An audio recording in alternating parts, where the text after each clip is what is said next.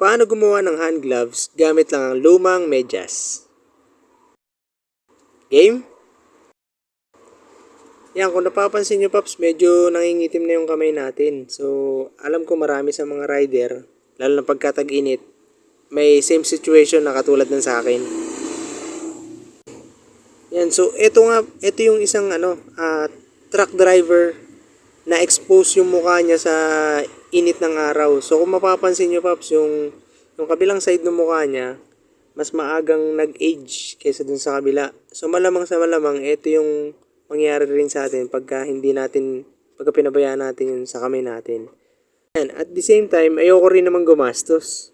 Kasi sayang naman yung ipambibili natin ito, sobrang simple lang naman gawin itong hand gloves na gawa sa medyas. So, unang kailangan lang natin gawin is, syempre, hanap tayo ng lumang medyas.